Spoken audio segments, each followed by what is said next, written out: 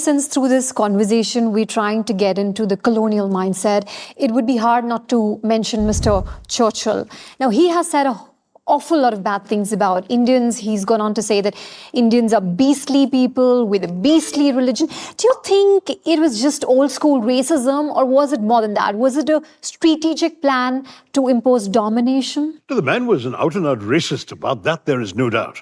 He was a vile, vile character. I mean, I've often had quarrels with English people who revere him as some sort of fighter for freedom and democracy. I said, this is a Democrat? A man who came and did what he did to us, what he did to the Irish, what he did to the Mesopotamians, a man who went to Italy in the 1920s, praised Mussolini and fascism, and said that if Britain ever reached the condition of Italy, he hoped that Britain would find its own Mussolini. This man is a man who's a hero of democracy?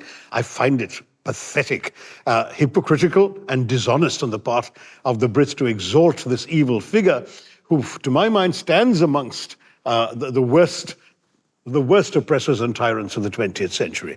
But having said that, yes, he said all the things you said. Worse, he denied food aid to starving Indians during the famine of 1943 to 44, the Great Bengal Famine, as it was called, caused principally a British extracting grain from Britain and sending it off to Europe and to England at that time in order to enhance buffer stocks for their troops as fighting was going on.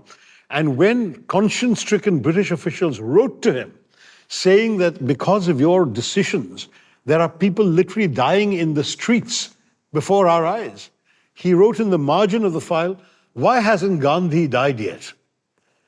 That's the kind of man you're dealing with. Could anything be more reprehensible?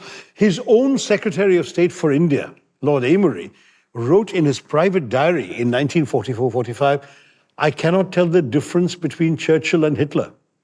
And that's his own minister in his own cabinet.